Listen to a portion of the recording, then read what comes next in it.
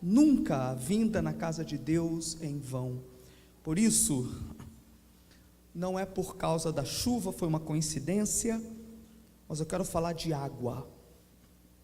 É de água que eu quero falar. Quando eu quero falar de água, eu só me lembro do evangelho aquático, o evangelho mais aquático dos 4 evangelhos, que é o evangelho de João. O evangelho de João, ele é caracterizado por 2 coisas. Além de ser um evangelho cronologicamente, historicamente distinto dos evangelhos sinóticos, o que são os evangelhos sinóticos, Mateus, Marcos e Lucas. Então o evangelho de João já se distingue por ser o evangelho cronologicamente posterior, foi escrito depois do período da destruição do templo. O propósito do evangelho de João foi mais doutrinário, para combater o gnosticismo, que era uma doutrina que tentava desviar o foco de que Jesus é Deus e que Jesus veio em carne.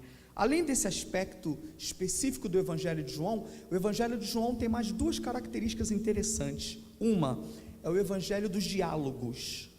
Nenhum evangelho apresenta, pode ver, dos 4 evangelhos, nenhum evangelho apresenta tanto diálogo como o evangelho de João. Jesus conversa com várias pessoas. Isso porque o evangelho de João apresenta Jesus como o verbo que se faz carne, e o verbo que se faz carne habita no meio e conversa com as pessoas. Pode ver, é o evangelho que mais tem diálogo, é o de João. E segundo, o evangelho do João, além de ser o evangelho dos diálogos, é o evangelho mais aquático dos 4 evangelhos, é o que mais tem água. Vamos mergulhar nesta água esta noite? Quantos querem?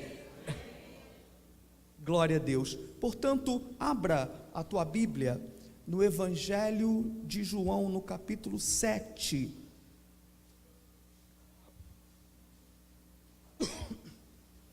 Versículos 37 e 38.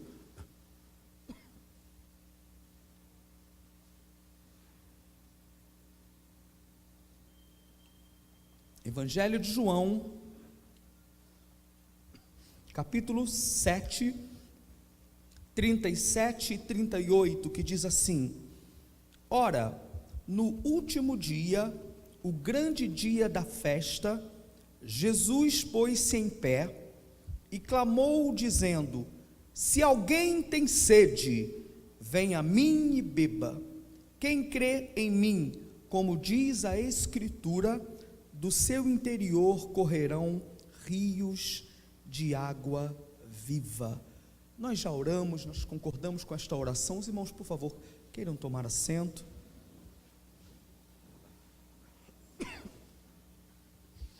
O interessante, irmãos, é que neste evangelho aquático, o evangelho de João, exatamente no meio do livro, que é no capítulo 7, o meio do livro está entre o capítulo 7 e o capítulo 8, né? No meio do livro de João, nós temos esta cena maravilhosa, em que Jesus se coloca numa posição de destaque e clama bem alto. E ele clamou alto, porque os judeus estavam no meio de uma festa dos judeus, a festa dos tabernáculos, e era muita gente para lá e para cá, e Jesus, estrategicamente, aproveitando a boa hora, o bom momento, sabiamente, ele diz: se alguém tem sede, imagina Jesus gritando isso, venha a mim e beba, exatamente no meio da Bíblia. Se você for analisar, nós estamos num contexto em que Jesus está vivendo um momento difícil do seu ministério. Por quê? Você sabe que essa questão de capítulos, ela veio depois, séculos depois. O texto, como foi escrito no seu original, é apenas o texto corrido, não havia divisão de capítulos. Então, nós estamos no desenrolar de um raciocínio. Qual é o raciocínio que João está dizendo? A partir do versículo, se sua Bíblia estiver aberta é até melhor, a partir do versículo 22 do capítulo 6, Jesus começa a dar um discurso duro de se ouvir, porém verdadeiro e necessário. Jesus tinha acabado de multiplicar o pão para os discípulos, e Jesus percebia que aquelas pessoas serviam Jesus só pelo que Jesus dava, não estavam interessados em ser verdadeiramente discípulos. Isso aponta para aqueles que querem apenas o ter e não o ser, e nós estamos vivendo essa crise hoje em dia do cristianismo, servir a Jesus, né, pelo que pode ter e não pelo que pode ser. Aí Jesus diz, tem muita gente aí. Jesus começa a dar um discurso duro de ouvir. Aí primeiro as multidões dizem assim, duro é esse discurso, quem o pode ouvir? Foi a primeira sensação. A segunda sensação diz que muitos voltaram para trás, já não estavam mais com ele. E para terminar, só ficaram os 12 discípulos. Imagina, uma multidão e agora apenas 12 discípulos. Aí vocês pensam que Jesus falou, e agora? Como é que eu faço para pegar esse povo todo de novo? Não. O que Jesus fala para os 12? Quem sabe o que Jesus diz para os 12? Não querem vocês também ir? Corajoso, né?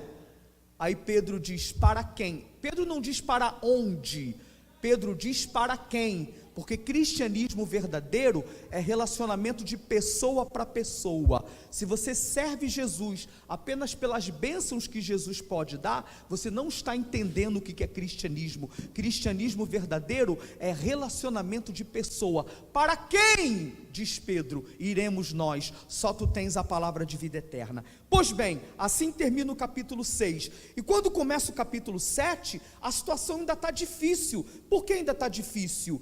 Porque muitos criticam e duvidam de Jesus, até os próprios irmãos de Jesus. Veja, tua Bíblia está aberta em João 7, diz assim, depois disso andava Jesus pela Galileia, pois não queria andar pela Judéia, porque os judeus procuravam o quê? Imagina, você sabe que alguém quer matar você, isso é bom? Não, é difícil. Essa é a situação. Muitos discípulos tinham voltado para trás. Jesus sabia que queriam matá-lo. Aí no versículo 2, ora, estava próxima a festa dos judeus, a dos tabernáculos. Agora olha o 3, os próprios parentes de Jesus disseram-lhe então seus irmãos, retira-te daqui, vai para a Judéia, para que também os teus discípulos vejam as obras que fazes, porque ninguém faz alguma coisa em oculto, quando procura ser conhecido. Já que fazes estas coisas, manifesta-te ao mundo. Vocês pensam que os irmãos de Jesus estavam preocupados em que Jesus fosse conhecido no mundo? Não, estavam querendo que Jesus saísse de perto deles. Tipo assim, vai fazer isso lá para longe. Não é isso que o texto está dizendo? Você não percebe isso? Os próprios irmãos de carne de Jesus, dizendo, vai lá para a Judéia, sai daqui, como que tivesse até vergonha de Jesus. Imagina, olha o contexto em que Jesus fala uma das mais belas frases da Bíblia. E às vezes é nos momentos mais difíceis do nosso ministério, e que a gente pensa que está no momento de maior crise, é que o Espírito Santo faz brotar a maior fonte de água. É naquele momento de maior dificuldade na área ministerial, justamente que o Espírito Santo faz com que brote a maior unção. Aí daí a gente entende porque Frida Vingre escreveu, os mais belos hinos e poesias foram escritos em tribulação, e do céu as lindas melodias se ouviram na escuridão.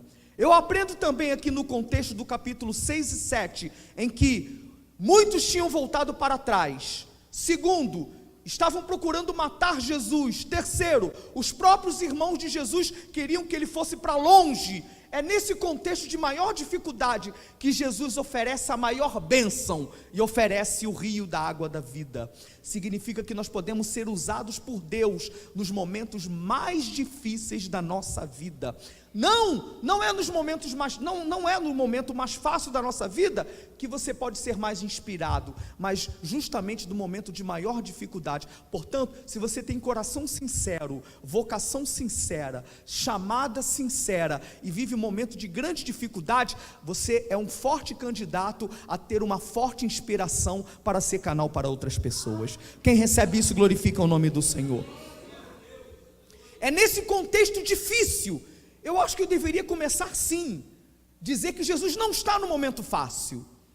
Jesus não está no momento fácil do seu ministério, não é? Porém, no meio disso tudo, mesmo depois que ele fala essa questão do rio da água da vida, lá no final do capítulo 7, eu acho interessante isso, lá no final, os doutores da lei ficam questionando. Jesus oferece água, fala de coisas gloriosas, faz milagres, ainda assim no final do capítulo 7, os fariseus ainda ficam criticando a Jesus. Porém, no meio de toda essa dificuldade, Jesus sempre soube quem é e qual era o seu propósito. Jesus nunca perdeu esse foco. Por isso, irmãos, dentro desse contexto de grande dificuldade no ministério de Jesus, ele apresenta uma das frases mais gloriosas. Ele chega na festa do tabernáculo e diz: se alguém tem sede, venha a mim e beba. Por isso, irmãos, o evangelho de João é o evangelho mais aquático. Eu vou colocar isso em detalhes para vocês, mas para vocês terem uma ideia, tem água no capítulo 2, tem água no capítulo 3, tem água no capítulo 4, tem água no capítulo 5, tem água no capítulo 7, tem água no capítulo 9, tem água no capítulo 13, e no final de tudo, no capítulo 19 e 28, ele diz: tenho sede. E lhe negam água. Essas águas todas não podem passar desapercebidas, e elas todas estão jorrando aqui esta noite. Eu creio, quem crê comigo? E quem vem à casa do Senhor não sai à toa. Quem vem à casa do Senhor, Ele pode mostrar a quem Ele quiser, mas mesmo que você não veja, creia, há uma fonte de águas vivas jorrando esta noite neste lugar, e essas fontes podem jorrar ainda a outros lugares e abençoarem. Não, você não viu apenas a chuva de hoje, mas há uma chuva espiritual, e há um rio espiritual correndo neste lugar. Quem fica ligado, diga glória a Jesus. Sua Bíblia está aberta em João 7, e mais, a Assembleia de Deus Central em Mesquita foi colocada nesse lugar para ser canal dessas águas. Se existem pessoas que não estão bebendo dessa água, a culpa é nossa, porque o anjo não vai chegar na casa das pessoas e trazê-las aqui. Não é anjo que vai encher a igreja, é crente que gera crente. É meiose, pastor, né? Meu professor de biologia sempre tem que me lembrar a reprodução de células. É isso, garotada de biologia, é ou não é? Não é meiose? É crente que gera crente. Se nós trouxermos, tem rio de água viva aqui. Quanto mais pessoas nós trouxermos, mais água elas poderão beber. Mas é nós. Eu coloquei isso, né? Eu tinha dito uma vez no estudo, uma irmã compartilhou e eu repeti essa semana. Eu, mas tu, mas ele é nós. Vou repetir para que você diga ao seu irmão: eu, mas tu, mas ele é nós. Você pode falar isso?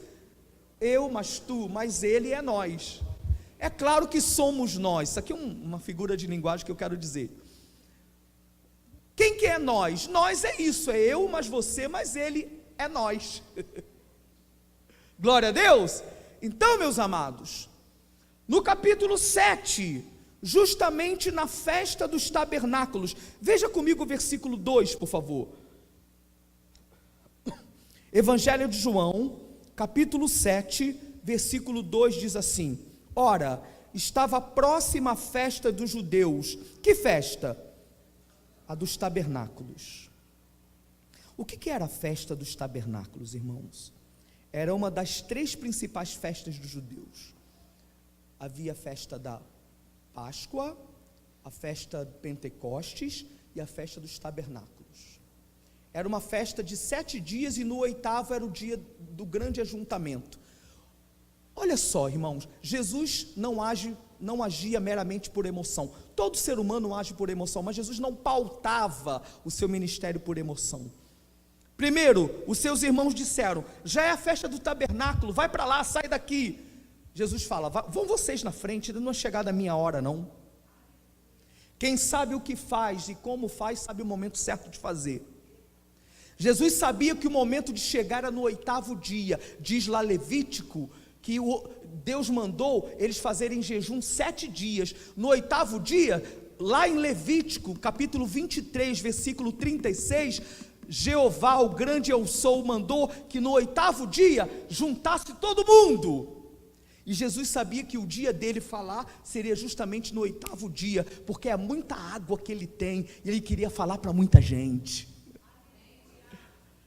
Por isso que ele falou para os irmãos: podem ir vocês, eu vou depois. Ainda não é chegar na minha hora de ir para essa festa.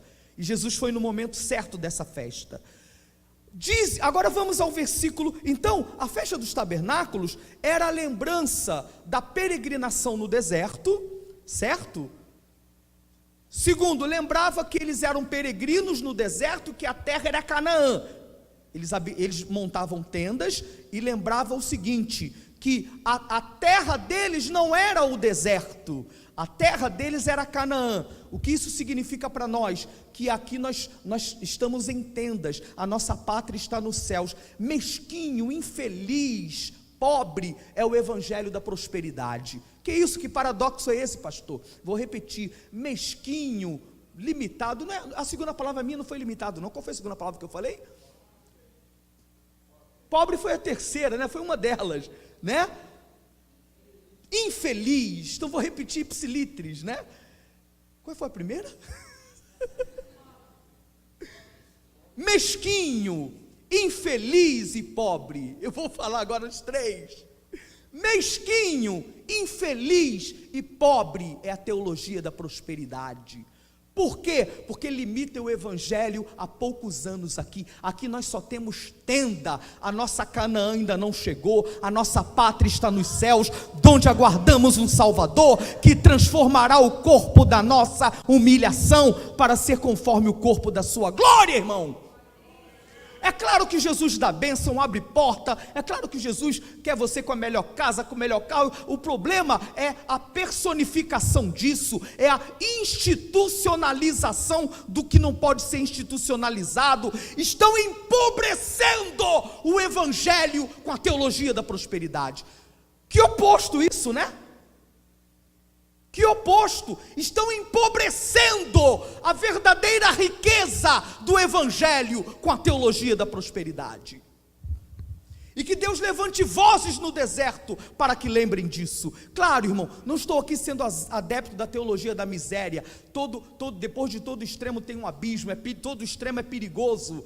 Mas, irmãos, a festa dos tabernáculos lembrava que a nossa pátria está nos céus, muito acima. Segundo, a festa dos tabernáculos lembrava a sede do povo no deserto. Festa dos tabernáculos já dava sede, certo? Festa dos tabernáculos lembrava a sede do povo no deserto. Aí Jesus, no meio de uma festa que lembrava a sede, sabiamente espera o 8º dia, porque uma coisa, vocês concordam? Jesus ensina para a gente, irmãos, que por mais unção que tenha revelação de Deus, a gente tem que ter estratégia humana, sim ou não? Vocês concordam que uma coisa seria ele falar no 3º dia da festa, outra coisa seria ele falar no 8º dia, que era o dia do grande ajuntamento? Então, às vezes Deus também nos dá estratégias, nós devemos ter estratégias, porque isso gera uma maior eficiência do que Ele pode fazer no meio da sua obra. É bom o líder entender o princípio da estratégia. Nem tudo é só a revelação, ou então o emocional. Existe uma coisa chamada estratégia, e Jesus era estratégico. Quem sabe unir a unção com essa estratégia, consegue ir mais longe no ministério. E Jesus esperou a estratégia certa. Uma coisa é eu falar no 3º dia, outra é eu falar no último dia da festa. E ele sabia que a sede era grande. E ele também sabia que grande era a fonte da água, porque Jesus é a própria fonte. Agora imagina numa festa onde o povo lembrava a sede. Festa dos tabernáculos lembrava a sede. Aí Jesus sobe, diz a Bíblia, vamos ler. Tua Bíblia está aberta em João 7, 37 e 38. Ora, no último dia, o grande dia, escatos emera, megale emera. Último dia, grande dia. É a expressão grega aqui, né? No último dia, o grande dia da festa. Opa, agora era o momento. Estão entendendo isso? Agora é o momento. Aí diz assim, ó: Jesus pôs-se em pé e clamou. A palavra aqui, pôs-se em pé, significa ficou no lugar de destaque, certo? E clamou. Aí o que Jesus clamou? Se alguém tem sede, venha a mim e beba. Imagina isso, que coisa interessante. De repente uma voz fala isso: se alguém tem sede, venha a mim e beba. Aí ainda diz mais: quem crê em mim, como diz a Escritura, do seu interior correrão rios de água viva.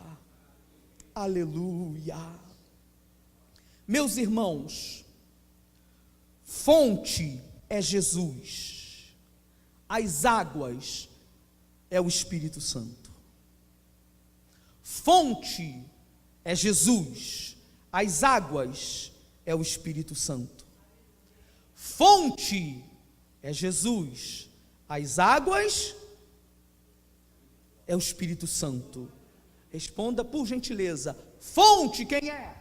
Jesus. As águas quem é? Espírito Santo.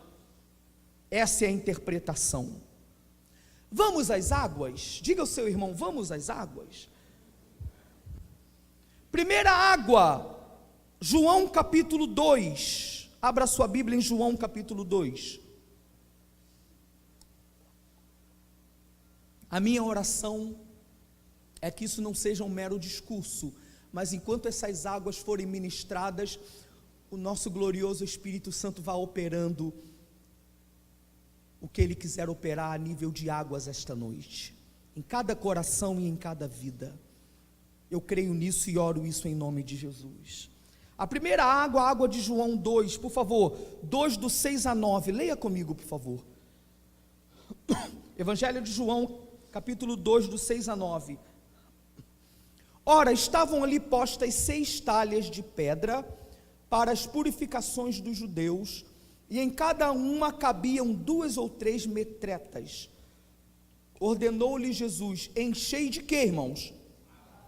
De água essas talhas, e encheram-nas até em cima. Então lhes disse: tirai agora e levai ao mestre-sala. E eles o fizeram. Enquanto o mestre-sala provou a água tornada em vinho, não sabendo de onde era, se bem que o sabiam os serventes que tinham tirado a água, chamou o mestre-sala ao noivo. Agora vamos, por favor, ao versículo 11. Versículo 11 diz assim: assim deu Jesus o quê? Início. Repita comigo a palavra início. Vamos falar como crente? Início, obrigado. Assim deu Jesus início aos seus sinais em Caná da Galileia, ou seja, foi o primeiro milagre do ministério de Jesus, amém? Primeiro milagre do ministério de Jesus. E manifestou a sua glória, e os seus discípulos creram nele. A primeira água aqui que eu quero falar são as águas transformadoras. Repita comigo, por favor: águas transformadoras. Diga comigo: águas transformadoras. Por que águas transformadoras? Foram águas transformadas em quê? Vinho. Jesus transformou a água em vinho. Houve um certo líder que teve a audácia de dizer que não via propósito em Jesus ter transformado água em vinho, e que ele reclamou: qual é o propósito de se transformar água em vinho só para alegrar as pessoas? E ele colocou Jesus na parede dizendo: ora, se uma coisa inútil, ele deu essas palavras, inútil, fútil, que não serviu para nada, a não ser para as pessoas beberem vinho e ir embora, se Jesus não se negou a fazer, ele é obrigado a ter que dar prosperidade aos outros, que é uma coisa muito mais necessária. Primeiro absurdo que eu achei nisso: como é que o barro quer questionar o seu oleiro? Isso se for vaso, né? Fecha parênteses aqui, eu não posso julgar isso. Como é que pode Um vaso julgar, dizer que por que fez aquilo que não tem propósito. Irmão, quem somos nós para questionar o que Jesus faz, como Ele faz? Ele é o verbo eterno, Ele sabe o que faz. Amém?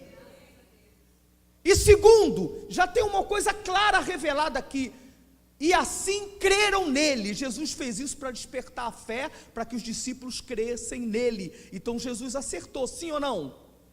E terceiro, por que Jesus transformou água em vinho? Porque o primeiro milagre que ele fez foi relacionado à família.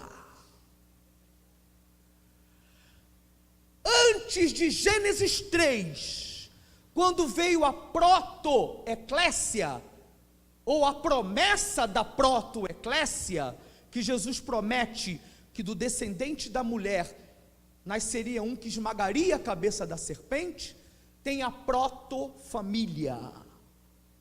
Gênesis 1 e 2, proto-família. Gênesis 3, a promessa da redenção. A primeira instituição feita por Deus foi família. O primeiro milagre feito por Jesus, família, significa dizer que Deus está interessado na tua família. Deus está interessado na tua casa. Isso não é jargão, isso é uma verdade. Deus está interessado no teu casamento, porque o primeiro milagre dele foi numa festa de casamento. Então Jesus te trouxe aqui para que você ouça, Jesus está interessado no teu casamento. Jesus está interessado na tua família, Jesus está interessado na tua casa, Jesus está interessado como está o teu filho, Jesus está interessado como está a tua filha, Jesus está interessado porque o diabo veio para roubar, matar e destruir, mas Cristo veio para dar vida e vida com abundância. Jesus está interessado com quem você vai casar, Jesus está interessado como será o seu casamento. Aqueles que ainda não casaram, coloque isso diante de Deus, porque Ele está interessado que isso seja bênção na tua vida. Aqueles que já estão casados, Jesus está interessado que a alegria não acabe no seu casamento. Ah, quantas famílias precisam de águas transformadoras, mas eu tenho uma boa notícia para você, há um rio correndo nesse lugar esta noite, e Jesus pode encher de alegria. Quantos podem aplaudir o nome do Senhor por isso, e glorificar o seu nome? As primeiras águas foram as águas transformadoras. Pastor, acabou a alegria do meu casamento, acabou a razão de ser da minha família. Não acabou não, existem águas transformadoras fluindo neste lugar, e Ele pode trazer alegria na sua casa. Família é lugar para ser feliz. De vez em quando tem um pega para capar, até nisso está a felicidade. E quem disser que não tem, está mentindo. É um copo que quebra, é uma meia que deixa, é a toalha que deixa em cima da tampa do vaso, não é? É a louça que não lavou, coisas semelhantes a estas. É o horário que o filho prometeu que ia chegar no horário e chegou no outro. Tem, isso é normal, nós somos seres humanos, mas o Espírito Santo não quer que termine a alegria do teu lar, para que você chegue na tua casa e não fique assim, ai, eu tenho que entrar. Não, Jesus quer que você entre no seu lar e fale assim, ai, que bom, eu estou entrando no meu lar. É assim que Ele quer. Quantos podem glorificar ao Senhor por isso? É assim que Ele quer. Que bom, vou ver minha esposa. É assim que Ele quer. Com todos os defeitos que quem não tem. A minha não sei se tem defeito, meu Deus. A esposa chegar para o seu marido e dizer, que bom, vou ver o meu marido. O pai chegar e dizer, que bom, eu amo o meu filho. Com todo o trabalho que ele dá, qual é o filho que não dá trabalho? É para dar trabalho mesmo, porque você já deu trabalho para o teu pai também. Se você deu trabalho para o teu pai e para a mãe, teu filho vai dar trabalho mesmo, é uma sequência lógica. Mas o que o Espírito Santo não quer é que você perca a alegria na tua casa. O teu lar tem que ser o melhor lugar que existe. A igreja vai ser a continuação, sabia? Deus não quer que você venha para a igreja como subterfúgio para fugir do teu lar. A ordem está trocada, você tem que vir para a igreja, porque a tua casa já é alegre, tua casa já é um lugar feliz. Aí você vai como complemento, você que já está feliz, já chega feliz, e nos reunimos felizes, porque a nossa casa é lugar de felicidade. É assim que Deus quer a tua casa. Se está ruim, eu tenho uma notícia para você: Jesus transforma, assim como Ele transformou a água em vinho. Quem crê nisso, glorifique o nome do Senhor. E quantos creem que essas águas transformadoras estão nesse lugar? Glória a Deus. Então as primeiras águas, repita comigo: águas transformadoras. Essas águas significam alegria dentro do lar, alegria na família, alegria no casamento. Não deixe, irmãos, e o Espírito Santo sabe se existem pessoas que levam o matrimônio como martírio, e levam, só o Espírito Santo e o travesseiro não sabe. A única coisa que o travesseiro sabe é das lágrimas que caem. Mas o Espírito Santo está aqui esta noite para dizer: não é isso, não é para isso que eu fiz família, não. Eu quero que seja um lugar de alegria. O choro seja de alegria, porque há águas transformadoras neste lugar, e o Espírito Santo tem essas águas. Amém, amados? Glória a Jesus. Segundo as águas, repita comigo: águas regeneradoras. Elas estão em 2 capítulos, em João 3 e em João 4. E essas águas, elas significam o propósito maior do Evangelho. O propósito maior do Evangelho é que as pessoas sejam alcançadas por estas águas regeneradoras. É o próprio propósito da encarnação do Verbo eterno, é que as pessoas sejam alcançadas por estas águas. Veja, Evangelho capítulo 3, do 3 ao 5. Tua Bíblia está aberta? Evangelho 3, do 3 ao 5, diz assim, respondeu-lhe Jesus, isso no diálogo, mais um diálogo, né? Olha o diálogo aí, né? O Evangelho dos diálogos. João 3, do 3 ao 5, respondeu-lhe Jesus, em verdade te digo, que se alguém não nascer de novo, não pode ver o reino de Deus. Perguntou-lhe Nicodemos, como pode um homem nascer sendo já velho? Porventura pode tornar a entrar no ventre de sua mãe e nascer? Jesus respondeu, em verdade te digo, que se alguém não nascer repita comigo, nascer da água e do Espírito, não pode entrar no reino de Deus.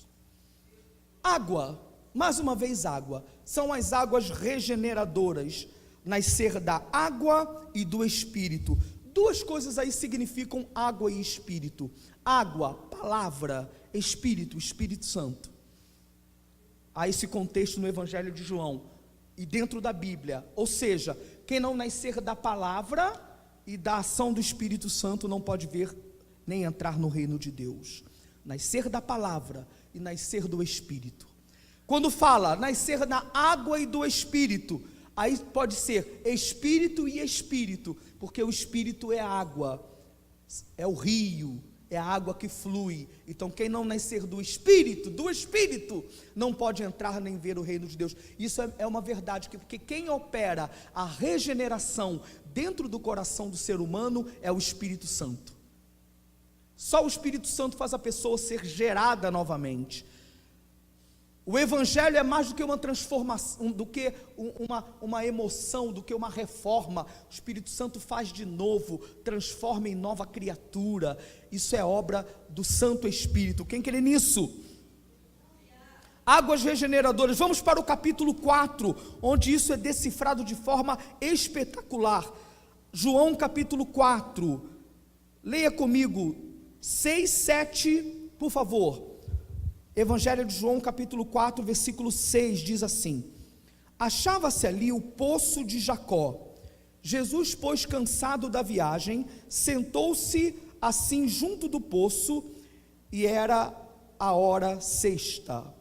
Versículo 7. Veio uma mulher de Samaria tirar o quê? Mais uma vez a água, tira a água. Disse Jesus: dá-me de beber. Pule para o 9, por favor. Disse-lhe então a mulher samaritana: como sendo tu judeu, me pedes de beber a mim, que sou mulher samaritana? Porque os judeus não se comunicam com os samaritanos. Vamos direto. Respondeu-lhe Jesus: se tivesses conhecido o dom de Deus, e quem é o que te pede, dá-me de beber, tu lhe terias pedido, e ele te haveria dado água. Que tipo de água, igreja? Viva! Não é apenas uma água do poço de Jacó, é água viva, é a água do João 7, que ele diz: quem tem sede, vem a mim e beba. Repita comigo: água viva, diga. Disse-lhe a mulher: Senhor, tu não tens com que tirá-la, e o poço é fundo. De onde, pois, tens essa água viva? És tu, porventura, maior do que nosso pai Jacó, que nos deu o poço, do qual também ele mesmo bebeu, e os seus filhos e o seu gado? Replicou-lhe Jesus: todo que beber desta água tornará a ter sede, mas aquele que beber da água que eu lhe der, nunca terá sede. Pelo contrário, a água que eu lhe der se fará nele uma fonte de água, que jorre para a vida eterna. Disse-lhe a mulher: Senhor, dá-me dessa água, para que não mais tenha sede, nem venha aqui tirá-la. O que Jesus está dizendo aqui? Primeiro, a igreja de Cristo, como canal dessa água, não pode dar cisternas sujas, águas rotas ao pecador. Nós temos uma água viva. Jesus é a fonte, o Espírito Santo é essa água. A igreja pode dizer amém? Bênçãos temporárias é cisterna rota. Existe uma sede maior lá no interior do ser humano, que só pode ser saciada com a fonte das águas da vida. O livro de Apocalipse diz: quem quiser, beba de graça a água da vida. Segundo, quem tem experiência com Jesus não tem mais sede. Como é que alguém pode saber? Adolescentes ouçam isso, jovens ouçam isso, todos nós ouçamos isso. Como é que eu posso saber se eu já bebi dessa água? Se eu bebi, eu sei e não tenho mais sede das coisas do mundo, porque essa água me sustenta, essa água me preenche e faz com que brote em mim uma fonte que jorra para a vida eterna. Eu te pergunto, eu não quero saber quanto tempo você tem de igreja, eu não quero saber se você vem forçado para a igreja, eu quero saber de uma coisa: você já bebeu dessa água? Você já sabe o gosto dessa água?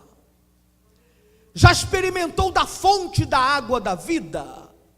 Jesus Cristo disse que quem bebe nunca mais tem sede, mas do seu interior brota uma fonte que jorra para a vida eterna. Aí não é obrigação as coisas de Deus. Quem bebeu da água da vida tem desejo pelas coisas de Deus. Ouve hino com prazer, lê Bíblia com prazer, vem a culto com prazer, quer ser cheio do Espírito Santo com prazer. Vida espiritual na igreja não é peso religioso. Quem encara assim, desculpe dizer, ainda não bebeu da água. Só pode verdadeiramente ser batizado no tanque da água quem já bebeu da água. Vai um amém? Qual é o teu desejo pelas coisas de Deus? Tem gente que não consegue ser ligado com as coisas de Deus, é ligado com tudo. Tem gente que vibra mais com gol do que com culto.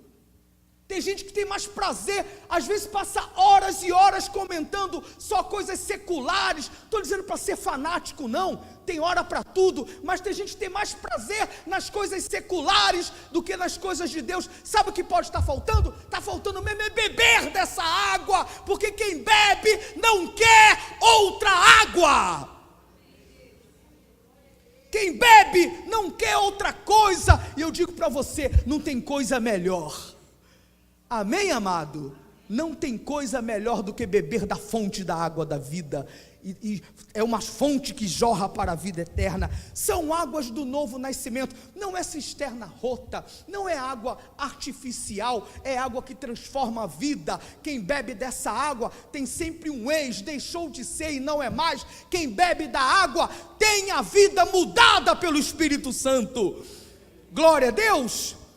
Tem uma vida transformada pelo Espírito Santo. Por isso que a Bíblia diz em 2 Coríntios 5,17: pelo que se alguém está em Cristo, nova criatura é, as coisas velhas já passaram, e eis que tudo se fez novo. Quantos desejam cada vez mais beber desta água?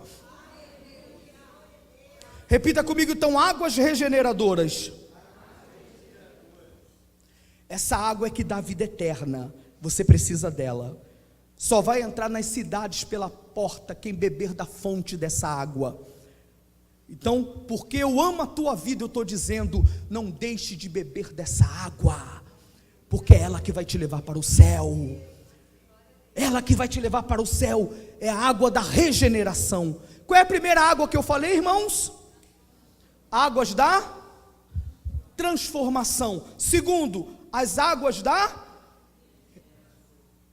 águas regeneradoras. Terceira água, são as águas curadoras. Repita comigo: águas curadoras. Está em 2 capítulos, está em João 5 e em João 9. Por favor, abra a tua Bíblia em João 5. João 5. Diz a palavra do Senhor. Vamos ler João 5. Depois disso havia uma festa dos judeus, e Jesus subiu a Jerusalém.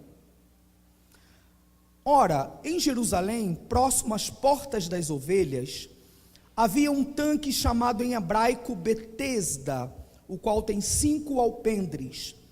Neste jazia grande multidão de enfermos, cegos, mancos, ressecados, esperando o movimento das águas. Porquanto um anjo descia e em certo tempo ao tanque e agitava a água. Então o primeiro que ali descia, depois do movimento da água, sarava de qualquer enfermidade que tivesse. Achava-se ali um homem que havia 38 anos, é muito tempo, irmãos, estava enfermo. Jesus, vendo-o deitado e sabendo que estava assim havia muito tempo, perguntou-lhes: queres ficar são? Respondeu-lhe o enfermo: Senhor, não tem ninguém que, ao ser agitada a água, me ponha no tanque. Assim, enquanto eu vou, desce outro antes de mim.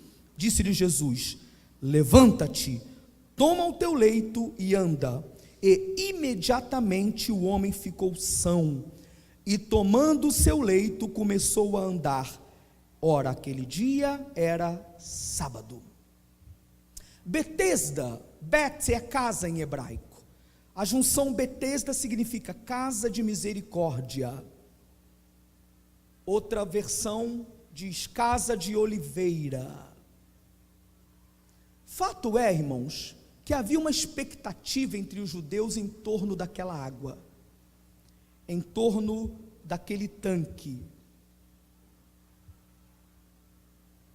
E diz a história dos judeus que de tempo em tempo o anjo vinha e mexia aquela água. E quando o anjo mexia aquela água, quem conseguisse mergulhar naquela água era curado. Eu não quero entrar em aspecto teológico, se isso está entre colchetes, se está um dos melhores manuscritos, se não está, se é verdade, se não está. Eu creio que sim, há um consenso, e o Senhor permitiu estar no texto, então porque era verdade. Outro fato importante: esse homem, 38 anos, esperava o movimento daquelas águas. Isso significa que quem persevera recebe as bênçãos do Senhor. Eu não sei por que o Senhor faz isso, mas tem pessoas que recebem a bênção do Senhor no primeiro ano, outros no 5º ano, outros no 7º ano. Teve uma mulher que tinha 12 anos com hemorragia. Imagina 12 anos com hemorragia. Isso é ruim pra caramba, não é? É, irmãs, é ou não é ruim pra caramba? É ou não é? Imagina 12 anos com hemorragia.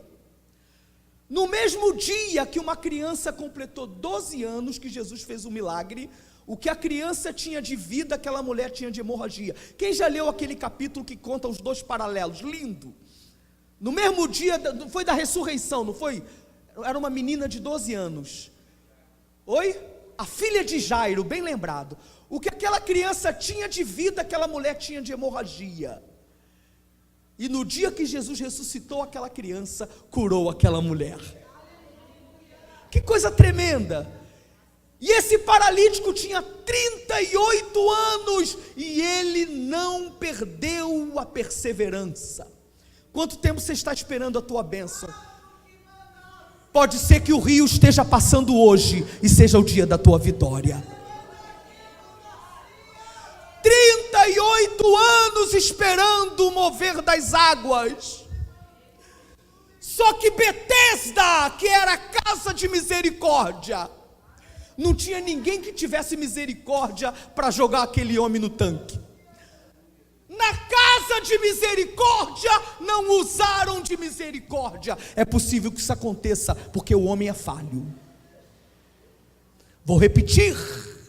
Eita Deus, não é?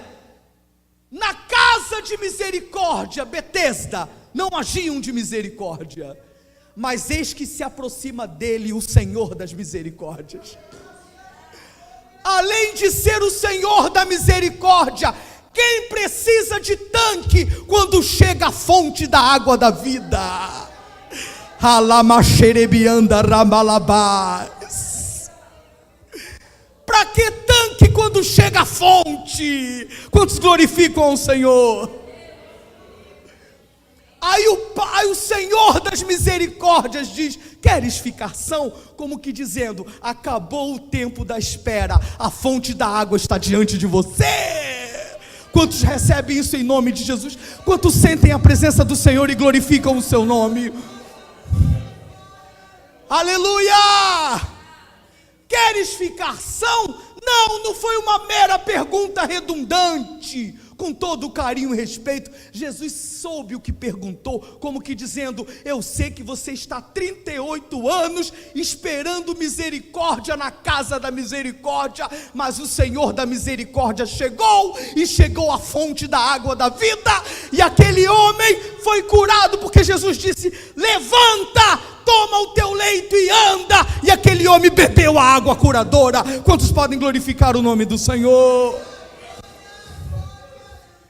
Jesus sabe como faz, porque faz, com quem faz, a quem faz, mas Ele tem poder de curar. Jesus tem poder de águas curadoras. Quantos creem nisso, glorificam o Senhor? Agora vamos para João capítulo 9, tem mais água curadora. Já estamos encerrando. João capítulo 9, do 5 ao 7. Glória ao nome de Jesus. Outro tanque. Poço e tanque direto hoje, né? Que é muita água. João 9, do 5 ao 7 diz, Jesus dizendo: enquanto estou no mundo, sou a luz do mundo. Jesus falando para os discípulos, e tinha um cego perto dele, certo, amados? Dito isto, com a primeira água que ele fez, cuspiu no chão. Vou fazer a coreografia aqui não, pode deixar. Cuspiu no chão, e com a saliva fez lodo, e untou com os olhos do cego, e disse: vai, lava-te no tanque de Siloé, que significa enviado. E ele foi, lavou-se e voltou vendo. Sabe o que eu acho extraordinário aqui, irmãos? Além de Jesus, mais uma vez, ter mostrado a água curadora, oh Deus, Siloé significa enviado. Segundo os estudiosos, esse tanque ficava na extremidade de um túnel cavado por Ezequias. Primeira coisa que Jesus quis mostrar: se você tiver obediência e perseverança, você vai ser curado. Ele só foi curado quando voltou, não é isso, pastor? Foi ou não foi? Né? Só quando ele lavou que ficou curado. Não é isso que o texto está mostrando? Lava-te. Ele foi, lavou e voltou. O texto está certo. Só depois que ele chegou no tanque, lavou, voltou vendo. Quer dizer que enquanto levaram, alguém deve ter levado para o tanque, ele estava com a saliva ainda cego. Ó. Imagina a cena. Essa foi coreografia, né? Esse tanque ficava na extremidade de um túnel cavado por Ezequias. Tinha um preço para pagar, uma obediência a ser feita, uma perseverança. Tem gente que não recebe bênção porque não persevera e não obedece. Se ele achasse, por que eu vou ter que ir no tanque? Ele não seria curado nunca. A obediência traz bênção, meu irmão. Tem crente que não consegue ser abençoado porque não obedece nada nem ninguém. Não obedece pai, não obedece mãe, não obedece patrão, não obedece pastor, não obedece nada. Obediência atrai bênção. Quantos creem nisso? Obediência atrai bênção, viu? Aí foi lá, obedeceu. Outra coisa interessante, irmãos, esse túnel, esse tanque, ficava na extremidade de um túnel cavado por Ezequias, e trazia água da fonte, água virgem, água da fonte. Significa duas coisas. Esse tanque, ele era um tanque que tinha fonte, quer dizer que aponta para Cristo, porque Cristo é a fonte, amém?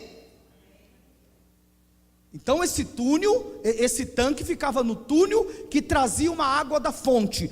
Cristo é a fonte. Segundo, o túnel significa enviado. Cristo é enviado. Então, esse tanque de Siloé aponta para Cristo duas vezes. Aponta para Cristo, porque Cristo é a fonte, e aponta para Cristo, porque Cristo é o enviado. Mais uma vez, alguém teve encontro com a fonte, alguém teve encontro com o enviado, e voltou curado nas águas curadoras. Quantos creem que há águas curadoras aqui neste lugar? Jesus sabe para quem faz, quando faz, mas se fôssemos contar testemunhos do que Deus tem feito nesse lugar, Jesus tem curado nesse lugar, temos ouvido testemunhos, e Ele continua curando, e quem sabe hoje é dia de cura nesse lugar, porque a água do Espírito Santo aqui. Vamos repetir, porque eu já estou terminando esse sermão. Primeira água que eu trouxe foi a água transformadora, é a alegria do teu lar, do teu casamento, da tua família. Segunda água, qual é? Regeneradora, são as águas do novo nascimento. Terceiras águas, são as águas curadoras, Jesus cura, quem crê nisso diz amém. Quarto, as águas da humildade, essa é forte, né? Repita comigo, águas da humildade. Vamos para João capítulo 13, do 3 ao 9, João capítulo 13, do 3 ao 9, diz assim, João 13, Jesus, sabendo que o Pai lhe entregara tudo nas mãos, e que viera de Deus, já vamos fazer uma oração, irmãos, fique ligado em nome de Jesus, e que de Deus viera e para Deus voltava, levantando-se da ceia, tirou o manto e tomando uma toalha, cingiu-se. Depois deitou água na bacia e começou a lavar os pés dos discípulos e a enxugar-lhes com a toalha com que estava cingido. Chegou, pois, a Simão, que lhe disse, Senhor, lavas-me os pés a mim? Respondeu-lhe Jesus, o que faço, tu não sabes agora, mas depois o entenderás. Tornou-lhe Pedro, nunca me lavarás os pés. Replicou-lhe Jesus, se eu não te lavar, não tens parte comigo.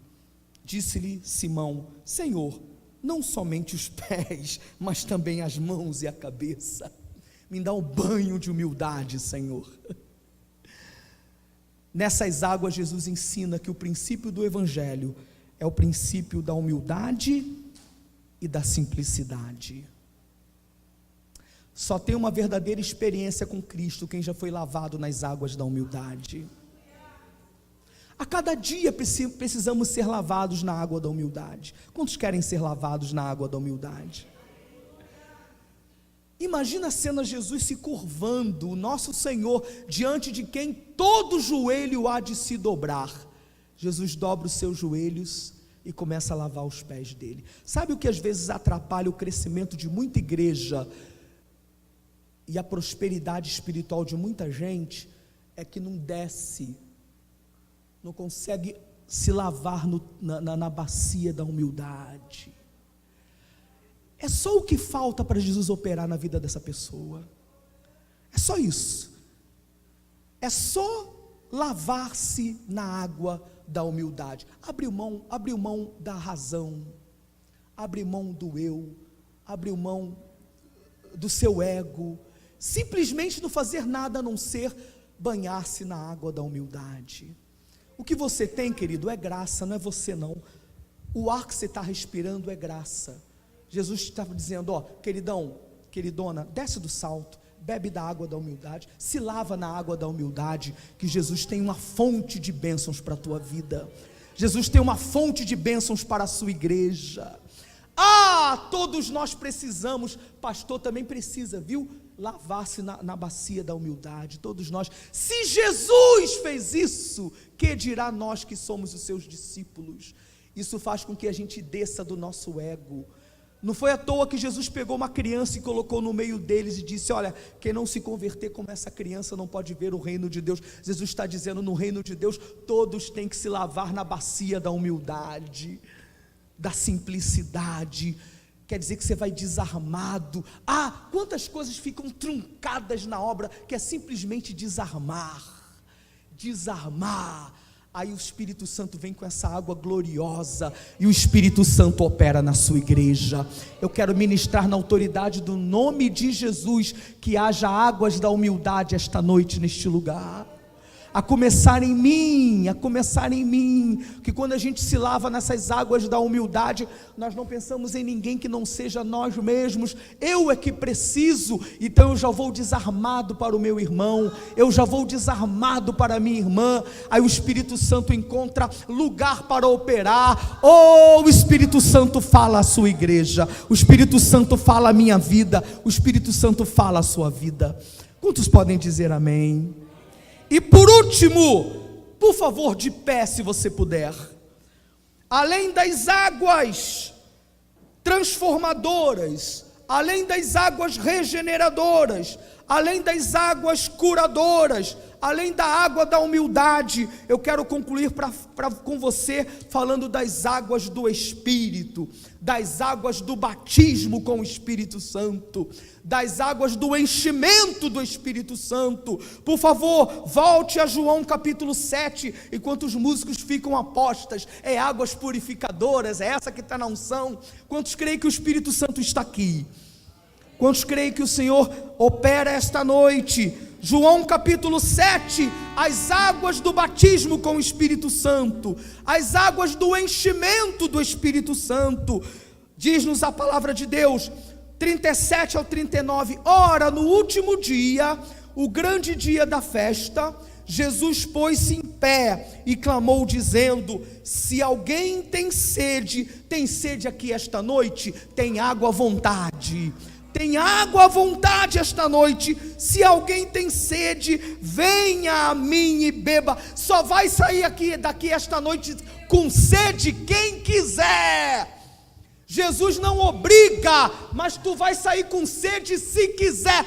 Mas o Espírito Santo quer que você saia transbordante, saciado esta noite.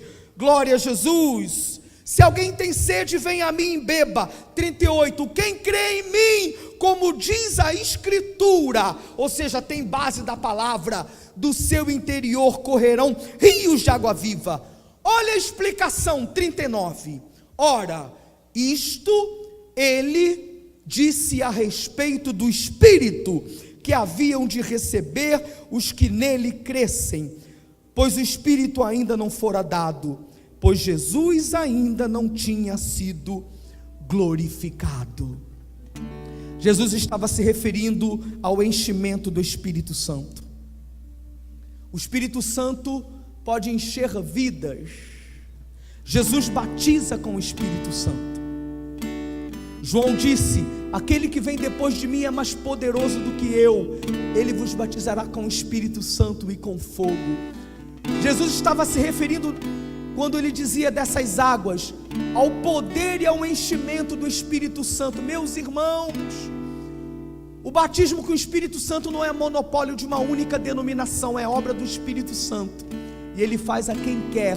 Mas o Espírito Santo usou, no início do século passado, homens que vieram da Suécia, foram para os Estados Unidos e vieram para o Brasil, e trouxeram a mensagem do batismo com o Espírito Santo e do enchimento. E isso se alastrou de forma gloriosa pelas outras denominações, que antes julgavam ser coisa do mundo, do maligno, e hoje as outras denominações estão querendo, estão bebendo essa água, estão aceitando essa água. E nós, e você já falou em línguas este ano?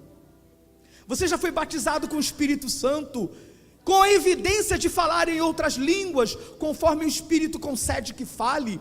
Você falou em línguas essa semana? Você tem sentido a presença do Senhor? Você tem desejado buscar a presença do Senhor? Eu quero te dar uma notícia: as águas do Senhor estão neste lugar esta noite, e o Senhor quer encher a sua igreja com o seu Espírito Santo. Queria que você fechasse os seus olhos.